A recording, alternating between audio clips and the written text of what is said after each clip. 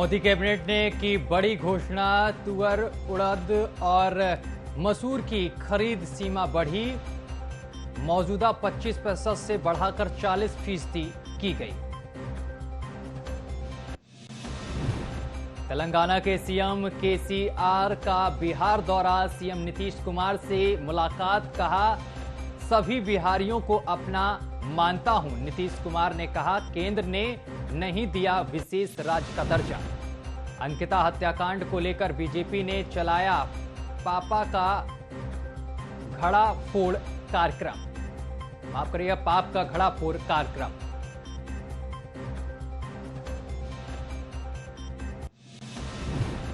नोएडा में गालीबाज बीजेपी नेता श्रीकांत त्यागी। समर्थन में उतरा त्यागी समाज। कमिश्नरी पार्क में किया गया धरना प्रदर्शन। ऑफिसों में ताला लगाने की धमकी दी।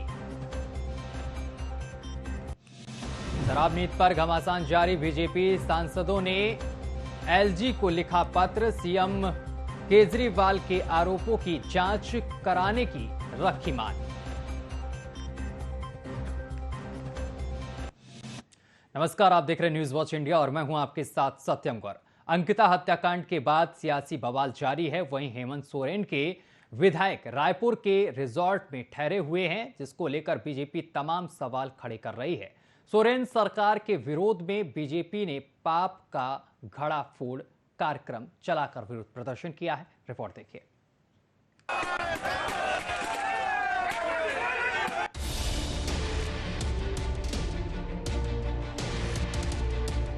हाथों में मटका लिए ये सब बीजेपी के कार्यकर्ता और नेता हैं, जो अंकिता को इंसाफ दिलाने के लिए प्रदर्शन कर रहे हैं।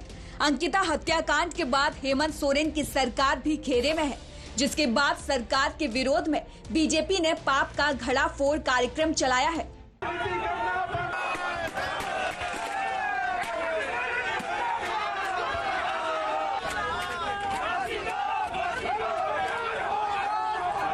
राजधानी में आयोजित इस विरोध प्रदर्शन के दौरान बीजेपी ने हेमंत सरकार पर जमकर निशाना साधा। बीजेपी सांसद दीपक प्रकाश ने कहा कि बेटी अंकिता की हत्या राज्य सरकार पर कलंक है। राज्य सरकार जनता को छोड़कर मौज मस्ती कर रही है।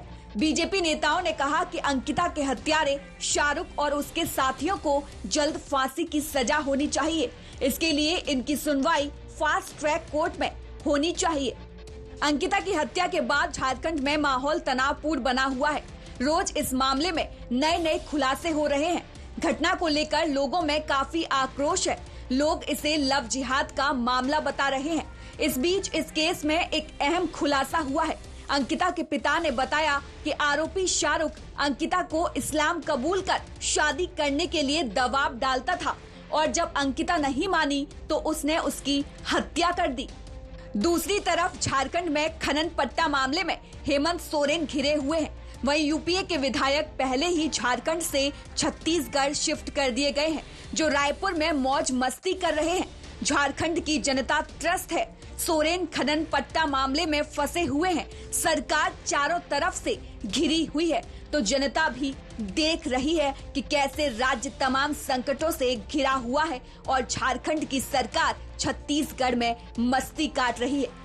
Bureau report, news watch India. और वहीं झारखंड के दुमका में एक सरकारी स्कूल के 9वीं क्लास के स्टूडेंट ने अपने टीचर और स्कूल के 2 स्टाफ को पेड़ से बांधा और उनकी पिटाई कर दी। तस्वीरें भी सामने हैं। आपको बताते चले कि प्रैक्टिकल एग्जाम में कम नंबर आने की वजह से ये सभी स्टूडेंट फेल हो गए थे। स्टूडेंट का आरोप है कि टीचर ने जानबूझकर उन्हें कम नंबर दिए, जिसकी वजह से वे फेल हो गए। और इसी बात से नाराज छात्रों ने टीचर, क्लर्क और चपरासी को स्कूल के ही आम के पेड़ पर रस्सी से बांधकर जमकर पिटाई कर दी। वहीं छात्रों ने इस पूरी घटना का फेसबुक लाइव भी किया है। वीडियो सामने आने के बाद डीडीसी ने मामले की जांच कर दोषियों के खिलाफ कार्रवाई करने की बात कही है।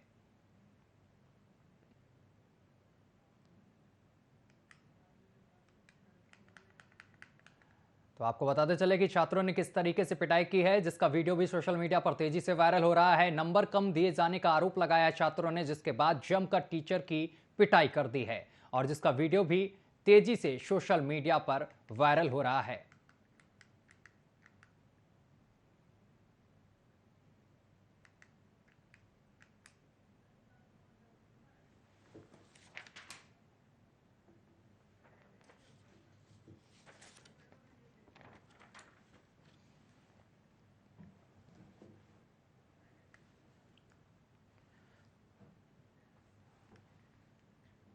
और डाकुओं को लेकर तमाम फिल्में आपने देखी होंगी बॉलीवुड में, जिसमें डाकू गांव में दस्तक देते हैं और ग्रामीणों को डराने के लिए एक गांव में लेटर भी चस्पा करते हैं और अनाज की मांग करते हैं। और जब फिल्मों में आपने देखा होगा कि ग्रामीण अनाज नहीं देते हैं तो उनको डराया धमकाया जाता है। ठीक ऐसा ही मामला सीतापुर से सामने निकल कर आया है। रिपोर्ट देखिए।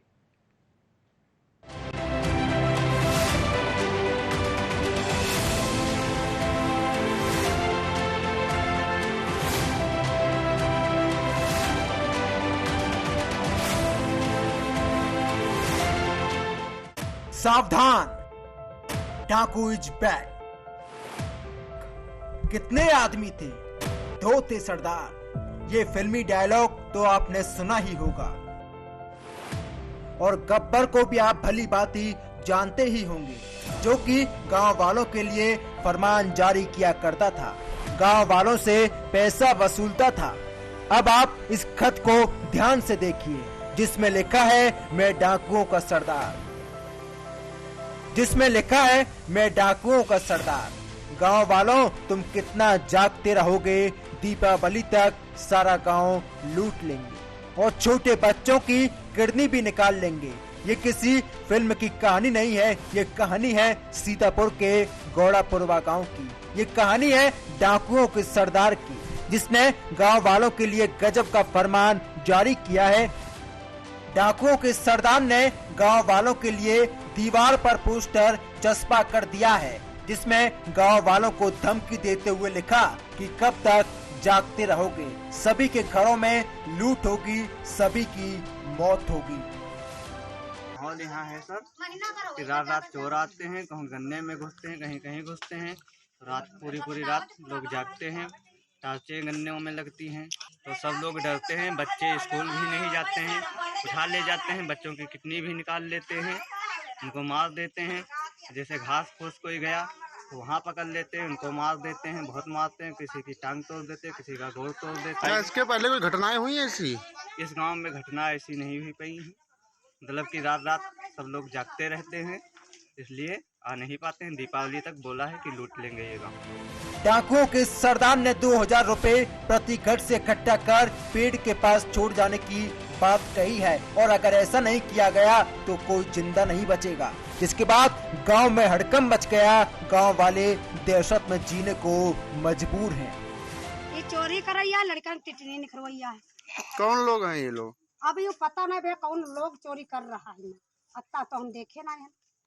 अच्छा, तो क्या आप लोग आते हैं रात रात आदमी सब पूरा गांव उलझकावत ही रखावत इनका। काले सूट से आता है, भेद से मुंह बांध के। अच्छा, जो रात में आते हैं लोग? हाँ हाँ, जो कहूँ कनौठी तिथाड़े, कहूँ तिथाड़, इसके हम अकेले हैं। अच्छा, हाँ, आदमी बाहर है। कौन सा गांव है ये? घोड़ा। जब मामला पुलिस के पास पहुंचा तो अधिकारियों ने कहा कुछ समय पहले गांव वालों ने चोर को पकड़ा था, तो शायद उसी ने हरकत की हो। पुलिस इस मामले को अफवाह बता रही है, फिर भी लोगों में डर का माहौल है। कुछ ऐसे इंसिडेंट्स आए थे सामने जिसमें कि लोगों ने किसी व्यक्ति को, राह चलते व्यक्ति को ये समझ के कि वो चोर है या कोई किडनी चोरने आया है, इस तरीके की बातें समझ करके अपने हाथ में कानून लेके उनको पकड़ना, मारपीट करना, ऐसी चीज़ें आई थी सामने। तो हमने अपने अधीनस्थों को भी ये निर्देश दिए हैं कि वो एक तो लोगों में अवेयरनेस फैला ले, जितने भी गांव के लोग हैं उनके गांव में जो एसटेन के हमारे ग्रुप्स बने हुए हैं उनके माध्यम से लोगों को ये बात पहुंचा दे कि ऐसा कोई भी चीज़ नहीं है और कोई अगर ऐसी अफवाह फैलाता है तो उसको तत्काल पुलिस को इन्फॉर्म करे, ना कि उस पर कोई अपना एक्शन ले ले। जनता से भी हमारी ये अपील है कि अगर उनको ऐसी कोई संभावना या आशंका लगती भी है तो 112 नंबर उनके पास अवेलेबल है, उसको डायल करें, अपने लोकल थाने को इन्फॉर्म करें और किसी भी हालत में स्वयं कानून हाथ में न ले।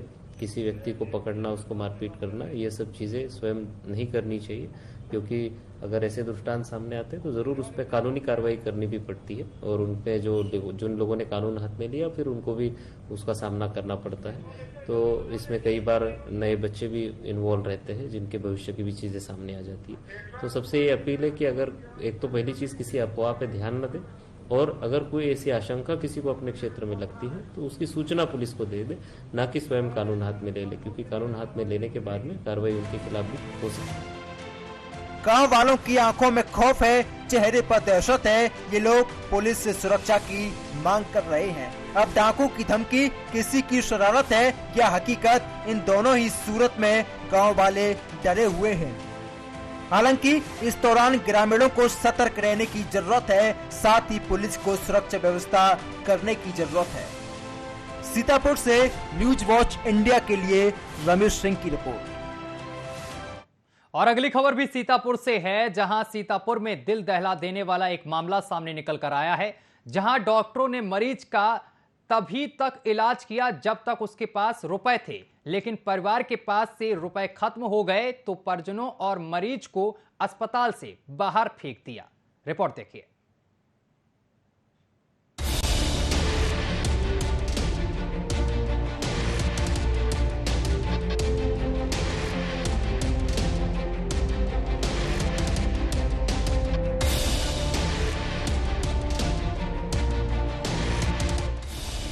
भारत में डॉक्टरों को भगवान का दर्जा दिया जाता है, लेकिन शायद ये डॉक्टर अपने कर्तव्यों से अलग हो गए हैं। मामला उत्तर प्रदेश के सीतापुर कोतवाली नगर का बताया जा रहा है, जहां पर मोहल्ली कोतवाली क्षेत्र के रजवापुर गांव की निवासी रेखा नाम की महिला ने जन सेवा हॉस्पिटल पर 70,000 रुपए लेकर इलाज न करने का गंभीर आरोप लगाया है। महिला ने आरोप लगाते हुए यह भी बताया है कि 8 दिन तक भर्ती रही, 8वें दिन और पैसे की मांग की गई। पैसे न देने पर डॉक्टरों द्वारा धक्के मारकर भगा दिया गया।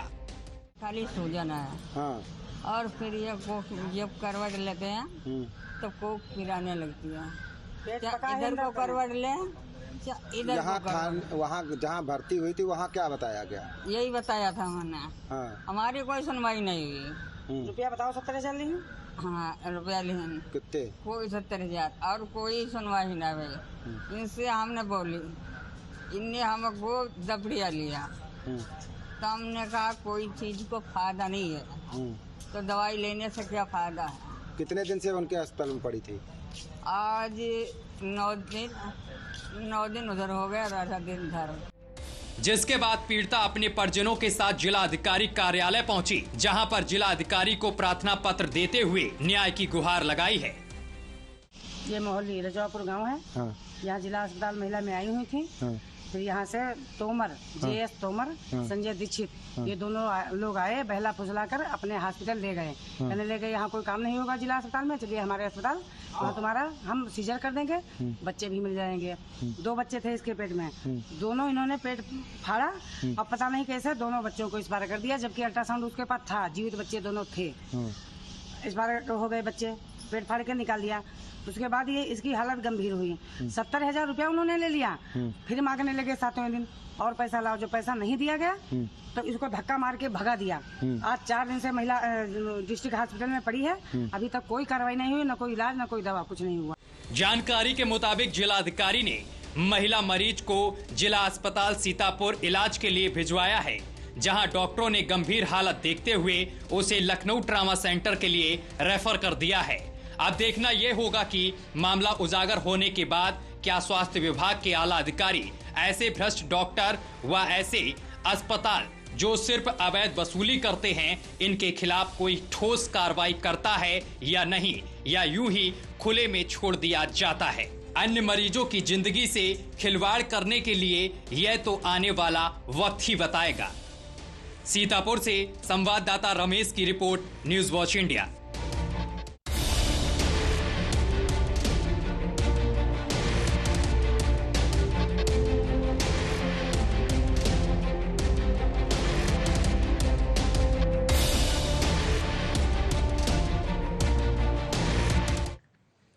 आज हम आपको एक ऐसी उत्तर प्रदेश की वर्ल्ड क्लास सड़क दिखाने जा रहे हैं, जिसके बाद आप सोचने पर मजबूर हो जाएंगे कि ऐसा भी विकास होता है।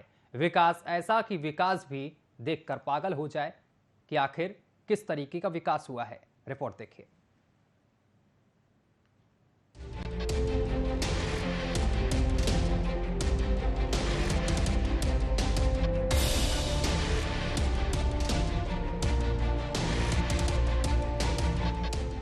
उत्तर प्रदेश के मुख्यमंत्री योगी आदित्यनाथ की गड्ढा मुक्त सड़कों का दावा पूरी तरीके से खोखला साबित होता दिखाई दे रहा है।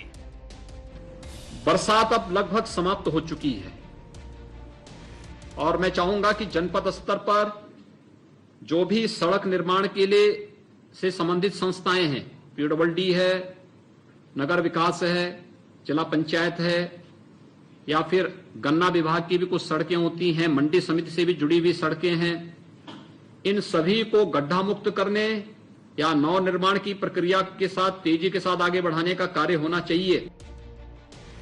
एक तरफ वर्ल्ड क्लास सड़कों का निर्माण किया जा रहा है, बड़े बड़े एक्सप्रेस वे बनाए जा रहे हैं और सरकार उन सड़कों के बल पर इतराते नहीं थकती। बड़े बड़े पोस्टर के जरिए ये दिखाने की कोशिश की जा रही है कि यूपी बदल रहा है, लेकिन यूपी का पावर हाउस यूपी की राजधानी लखनऊ में सड़कें ऐसी कि आप दावे और वादे पर सवाल उठाने लगेंगे। आप तस्वीरें देखकर दंग और हैरान रह जाएंगे कि आखिरकार जिस जगह पर उत्तर प्रदेश का मुखिया खुद वहां पर मौजूद रहता हो, पूरी राजधानी की सड़कें गड्ढों में तब्दील हों। उत्तर प्रदेश की राजधानी की सड़कों की हालत ऐसी है जो आप खुद अंदाजा लगाइए कि किस विभाग में किस जगह पर कहां पर कितने गड्ढे होंगे।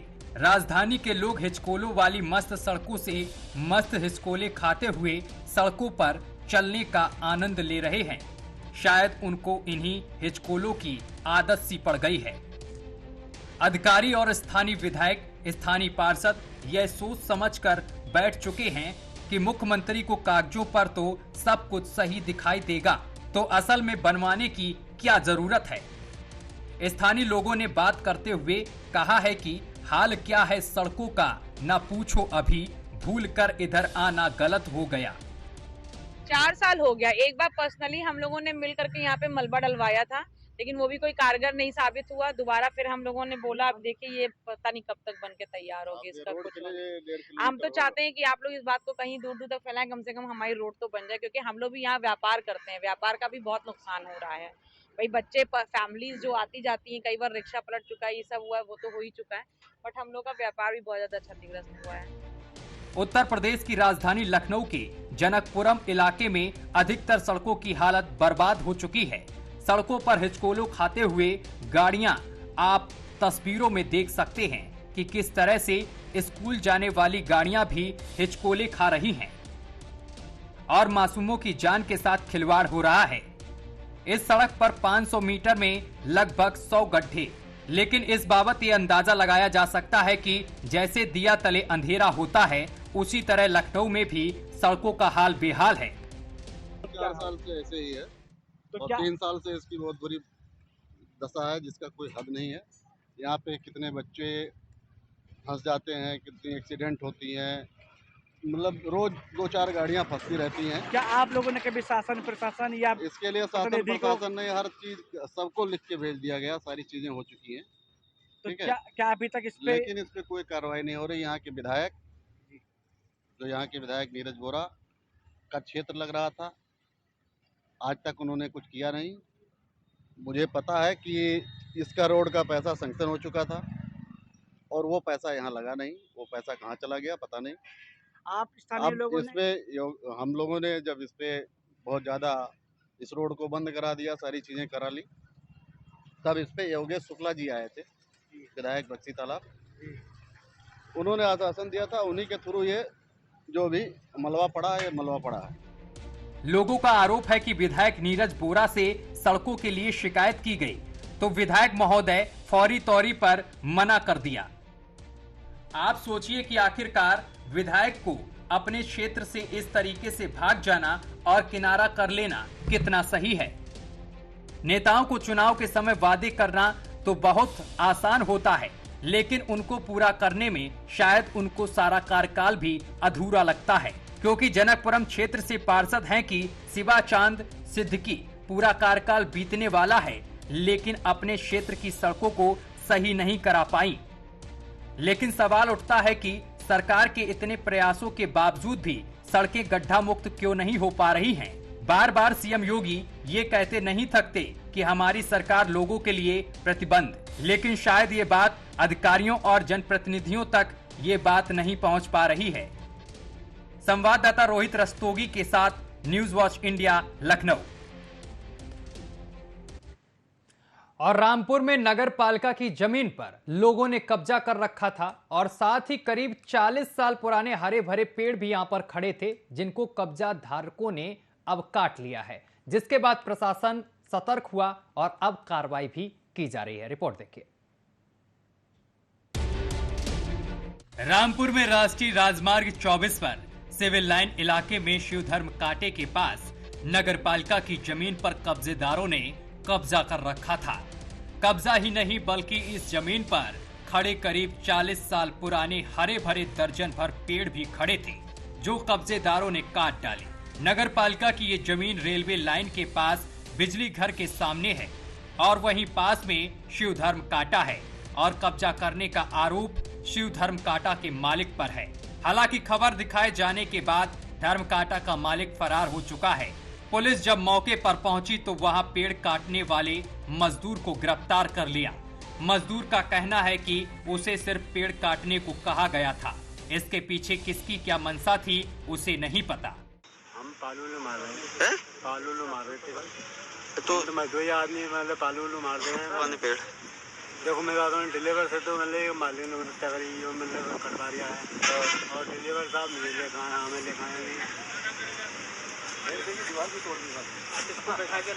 वहीं नगर पालिका के अधिकारी का कहना है कि मौके से सिर्फ एक मजदूर को हिरासत में लिया गया है, बाकी लोग फरार हो चुके हैं। मजदूर से पूछताछ के बाद बाकी लोगों पर कार्रवाई की जाएगी। फिलहाल पुलिस में FIR दर्ज करा दी गई है। कितने लोग शामिल थे? शामिल उसमें 7-8 लोग थे, बाकी तो भाग गए। एक मजदूर टाइप का आदमी था बेचारा, वो भी मतलब मिला है तो उसको पुलिस ले गई है उठा के, और बाकी जो उससे पूछताछ होगी पुलिस अपने हिसाब से उसमें कार्रवाई करेगी। किस थाने का मामला है? किस मामले? ये थाना सिविल लाइन का मामला है। लगभग पनवड़िया रोड पे आपका शिव धर्म कांटा है, उसके पीछे जस्ट का मामला है। तहरीर दे दी जी, तहरीर हम दे रहे हैं, अभी कानूनी कार्रवाई कराएंगे। उसमें जो भी संलिप्त होगा, जो भी वो होगा, उसके खिलाफ पुलिस कार्रवाई करेगी। अब बेचारे मजदूर को पता भी नहीं होगा कि क्या मामला है, उसे सिर्फ पेड़ काटने के लिए बुलाया गया था। लेकिन सवाल ये है कि जब कब्जेदारों ने जमीन पर कब्जा किया तो नगर पालिका के अधिकारी कर्मचारी क्या सो रहे थे और खबर दिखाए जाने के बाद ही जागे। वहीं पेड़ काटे जाने के मामले में जिला वन जीव अधिकारी ने मौके पर जांच टीम भेजी है। देखना होगा कि पुलिस कब तक फरार आरोपियों को गिरफ्तार करती है और कब्जा करने में मदद करने में नगर पालिका के कौन कौन लोग शामिल हैं, इस पर पुलिस को निगाह रखनी होगी। न्यूज वॉच इंडिया के लिए रामपुर से संवाददाता नदीम की रिपोर्ट।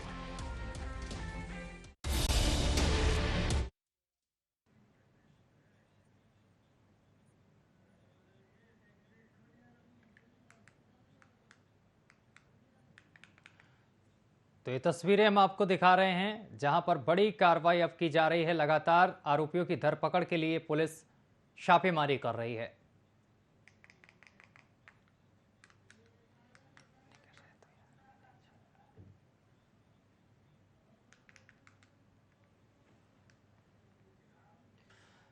चलिए खबरों में आगे बढ़ेंगे, कुशीनगर की बात करेंगे। कुशीनगर के विशनपुरा थाना क्षेत्र में एक मासूम बच्ची के साथ रेप की खबर सामने निकल कर आई है। रेप के बाद मासूम को बेहोशी की हालत में खेत में छोड़कर आरोपी फरार हो गया था। आपको बता दें चले कि मासूम के साथ रेप करने वाला शख्स बच्ची का चाचा लगता था। दरअसल सोमवार की शाम को बच्ची का चाचा उसको लेकर गया और उसके बाद उसके साथ रेप की घटना को अंजाम दिया। तकरीबन 4 घंटे तक बेहोश रहने के बाद मासूम को अस्पताल में भर्ती कराया गया। मामले की जांच के लिए पुलिस मौके पर पहुंची है और पुलिस पूरे मामले की तहकीकात कर रही है। फिलहाल पुलिस ने आरोपी को गिरफ्तार कर लिया है।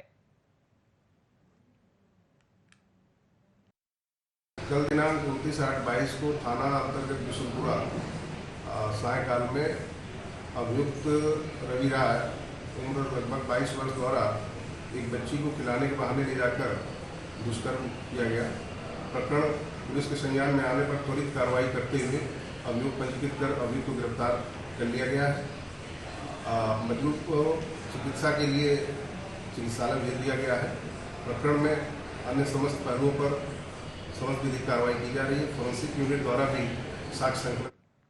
और महोबा की बात करेंगे। महोबा का महिला जिला अस्पताल हमेशा सुर्खियों में रहता है, जहां पर कभी डॉक्टरों द्वारा तो कभी स्टाफ के द्वारा पैसे लिए जाने के आरोप लगते हैं। अब फिर एक बार महिला की डिलीवरी के बाद इलाज के दौरान मौत हो जाने पर मृतका के परिजनों से बॉडी देने के नाम पर यहां पर हजारों रुपए मांगे जा रहे हैं। रिपोर्ट देखिए।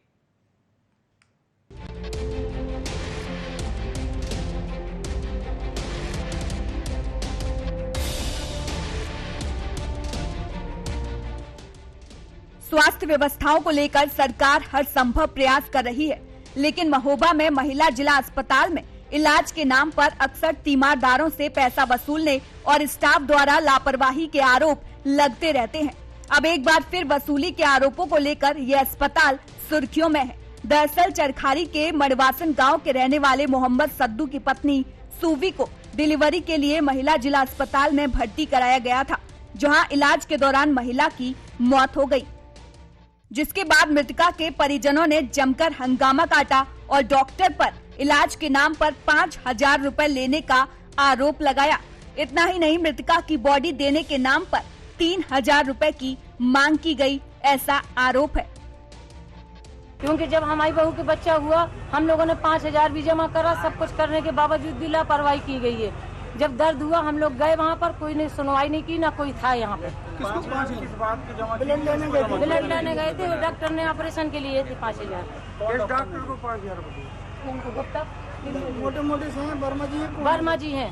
लापरवाही के कारण यहाँ पे महिला की मृत्यु हो गई है। यहाँ के स्टाफ के लोग यहाँ के परिजनों की सुनते नहीं हैं और आए दिन पैसे की मांग करते हैं। और यहाँ पे परिजन जब वहाँ पे कहते हैं चलिए मैडम, तो गाली और गलौज करके देते हैं। जो कि मेरे पास अभी एक शिकायत पड़ी हुई है एक लोगों की, उनके साथ इतनी बदतमीजी की गई थी और उनको भगा दिया गया था। यहाँ पे बिना पैसे के भर्ती नहीं किए जाते। आए दिन यहाँ दुर्घटनाएं हो रही हैं, इसका जिम्मा कौन लेगा? और बहुत जल्द अनशन में बैठने की तैयारी करूंगा इस मामले में। अस्पताल में हंगामा की सूचना मिलने पर मौके पर पुलिस के साथ सीएमओ पहुंचे और परिजनों को जांच कराकर हर संभव कार्रवाई करने का आश्वासन दिया। मेरी जानकारी में आया कि एक पेशेंट का सिजेरियन ऑपरेशन हुआ था। पोस्ट ऑपरेटिव कॉम्प्लिकेशन के कारण उसको कार्डियक अरेस्ट हुआ, उसकी डेथ हुई है। तो इस तरह की चीज़ें हो जाती हैं पोस्ट ऑपरेटिव केस में, इसमें ऐसी कोई बात नहीं है। जो भ्रष्टाचार के आरोप की आप बात कर रहे हैं, तो अभी तक जब तक उस मरीज के पोस्टमार्टम की बात हो रही थी तो उसके अटेंडेंट ने कोई शिकायत नहीं की। जैसे ही हमने कहा पोस्टमार्टम होगा, तब उसने ये शिकायत शुरू कर दी कि साहब पैसा मांगा गया। अगर पैसा मांगा गया होता तो उसको शुरू में बताना चाहिए था। बहरहाल हम इसकी पूरी जाँच करा रहे हैं और बड़ी जांच करा रहे हैं। इसमें दोषियों के विरुद्ध सख्त कार्रवाई की जाएगी अगर ये सही पाया जाता है तो। आज ही यहाँ पे 3 जगह वॉल पेंटिंग करा रहा हूँ, जिस पे मेरा नंबर डिस्प्ले होगा। और मैं उस पर यही कहूँगा सभी लोगों से, अगर कोई पैसे मांगता है तो पैसे ना दें, भाई जो नंबर डिस्प्ले कर रहा है उस पर मुझको सूचित करें। क्योंकि इतना तो आप भी जानते हैं कि पैसे लेना जितना बड़ा गुनाह है, पैसे देना भी उतनी बड़ा गुनाह है ना। तो उसको भी पैसे नहीं देना चाहिए। आप पैसे दे देते हैं फिर कहते हैं पैसे दिए, वो गलत है। लेकिन मैं 3 जगह अपनी वॉल राइटिंग कल करा दूंगा और उन वॉल राइटिंग का मेरा नंबर डिस्प्ले होगा। और अगर कोई भी पैसे मांगता है तो मुझे फ़ोन आता है, मैं तुरंत यहाँ उपस्थित हो जाऊँगा।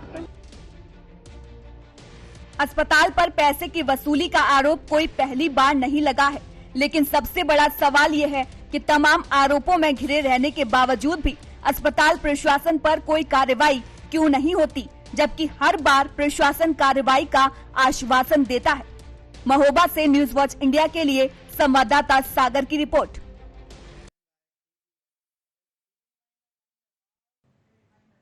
चलिए इसी के साथ बुलेटिन में अभी के लिए बस इतना ही। देश दुनिया की तमाम खबरें देखने के लिए देखते रहिए न्यूज वॉच इंडिया।